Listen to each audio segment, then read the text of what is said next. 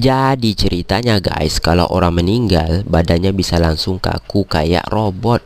Siapa yang baru tahu?